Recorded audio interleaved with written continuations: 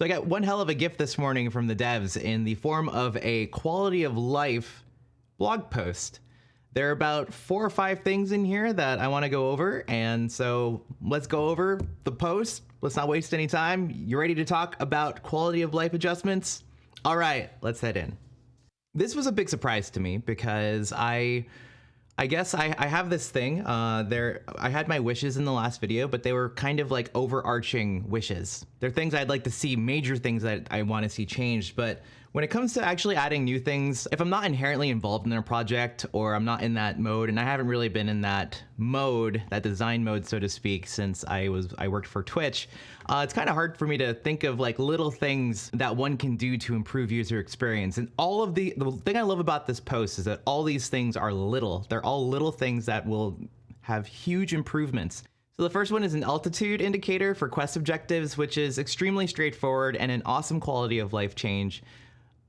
I definitely know more so in Stormblood than in any other expansion. I would get lost, especially if there was a NPC at the top or the bottom of a cliff. And even if you zoomed in, they'd be on the edge and stuff like that. I mean, we've all run into it where we don't know how high we're supposed to be in order to find a quest objective. So this is an amazing change. And the way they did it is really, really straightforward. Just showing the amount of yards, I'm guessing. Yalms. I mean, still, what's the yalm? Is it, do we have an imperial or metric to a Eorzean measurement? Because I remember hearing Mr. Happy say like 10 yalms. I'm like, I still have no idea what that is.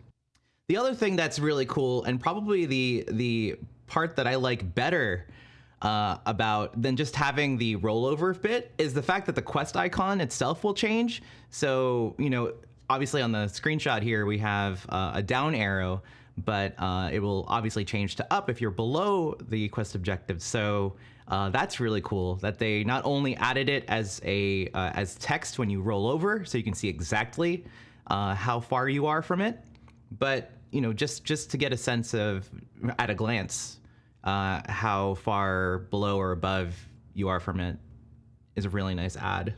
Next up is for the controller users out there, the fact that the controller would rumble, and apparently this was a change that was requested at the Fan Festival in Paris, and Yoshi P said they could make it happen.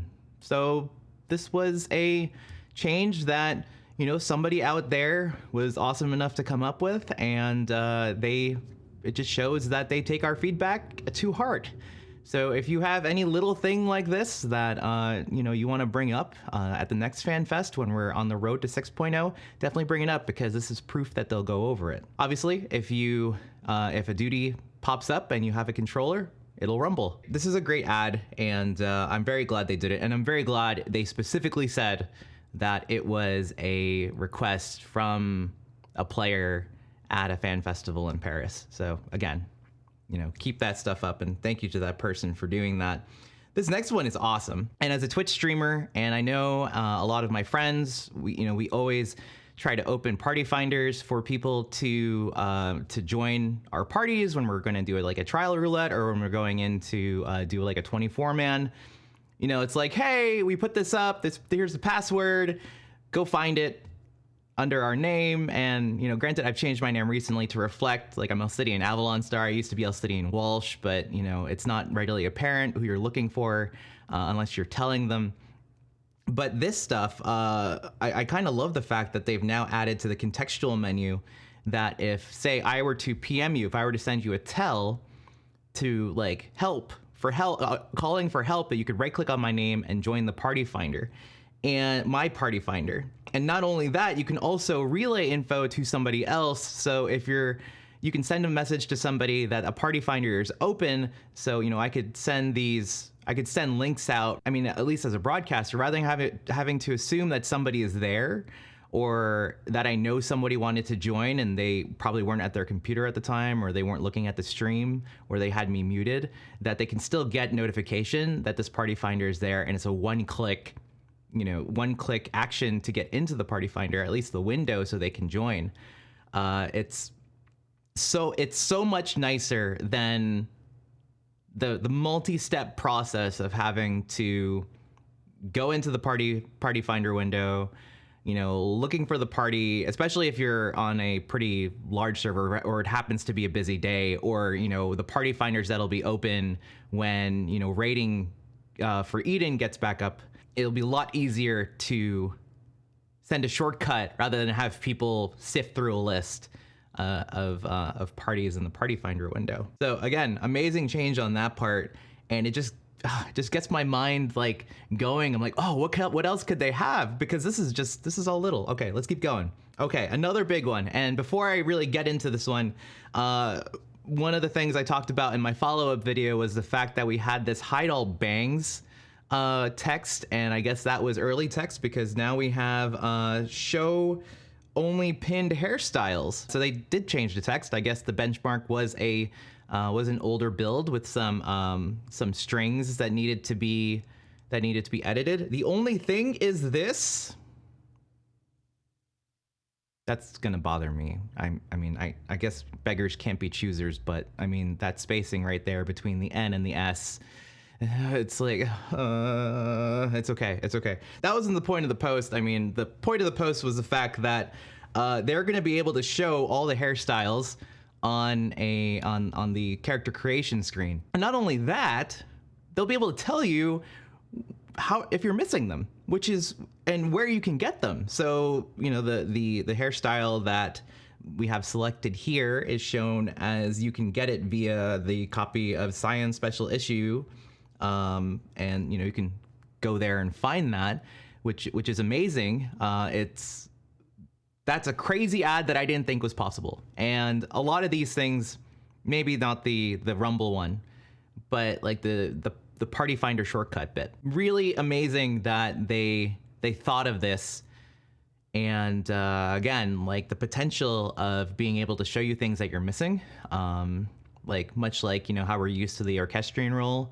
That layout being told like, oh, you need to go do a dungeon for this, or you need to buy this, you know, from, you know, a specific vendor.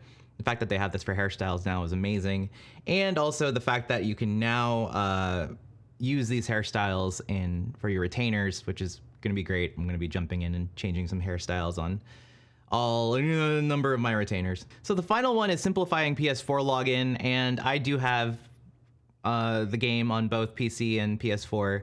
I actually tried the Vita mirroring out once when I was in the Philippines, and it was pretty good. But the nice quality of life adjustment here is that you can actually save your password, and I really hope this is something that they add to the PC launcher too. I have a feeling like the fact that, you know, it's a web page.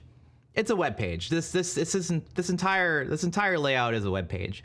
So it loads like one. So if they add it to this interface, I'm really hoping that they use the same interface, or at least the same backend to serve that page on PC as well, because I would love this checkbox. So I'm like, I would like this on PC, but it's much bigger for PS4 users because of the fact that, you know, it's so much harder to input text if you don't happen to have a USB keyboard handy.